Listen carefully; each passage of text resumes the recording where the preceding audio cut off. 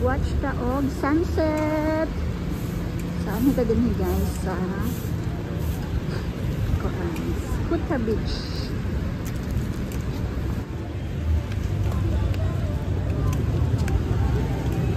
Okay. It's like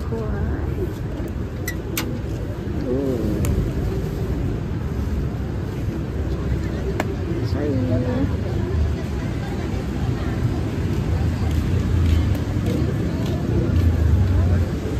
Butong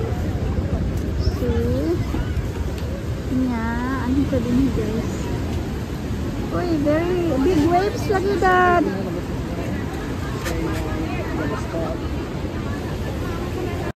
Ito yung setup ng Kuta Beach guys. Maraming tao, maraming mga upuan dahil pwede ka diyang mag-drinks guys. Uminom ng beer, ng boko, at saka uminom ng cold drinks. So, kaya kung gusto mo lang watch ng sunset or mag-relax lang guys dyan sa beach na yan. And then, nirenovate pala nila yan guys. Nilagyan nila ng mga footpath para easy yung mga foreigner makalakad dyan. Then, surfing beach din to siya guys. Pwede ka dito mag-surf.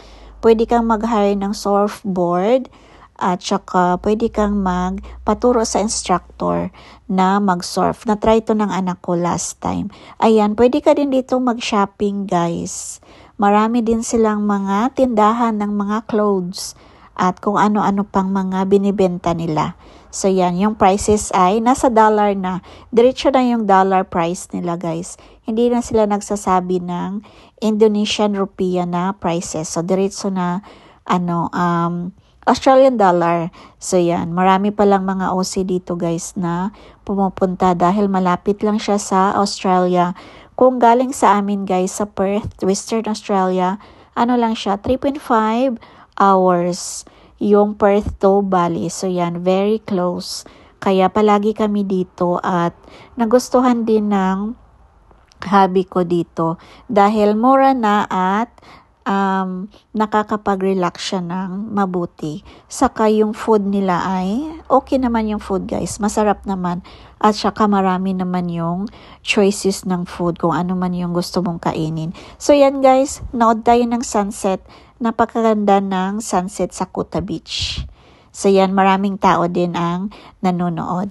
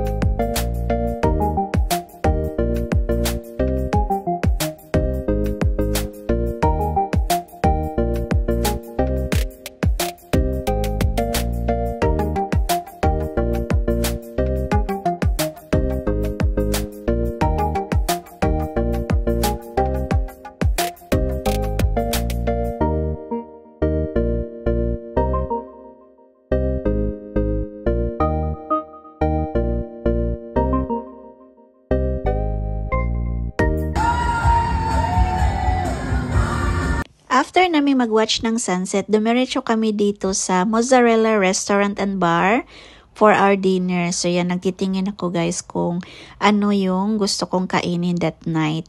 At maganda yung restaurant na to guys. Maganda yung ambience niya. Lalong-lalo na pag dinner time. Lumabas din ako dyan guys para mag-take ng video naman sa harap at labas ng restaurant. So yung location niya ay nasa Ligian, Kuta, Bali, Indonesia. So yan yung labas ng restaurant niya guys. Maganda yung restaurant na yan. And then affordable naman yung price niya guys. Affordable naman yung mga prices ng food at saka masarap yung food nila dito.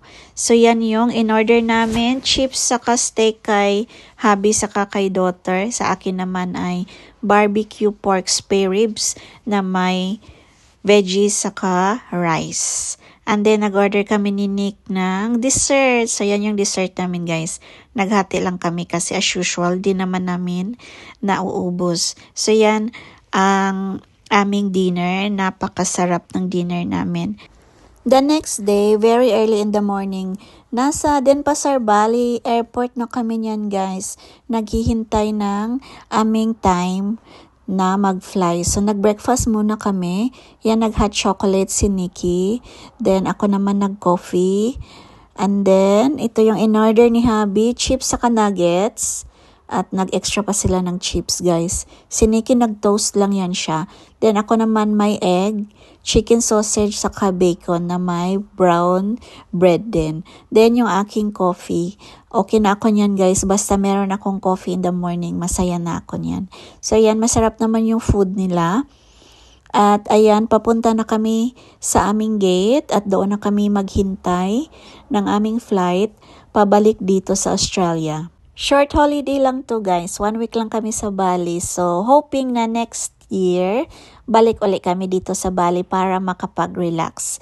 So, that's all guys for today. Thank you for watching and see you on my next vlog. Bye-bye!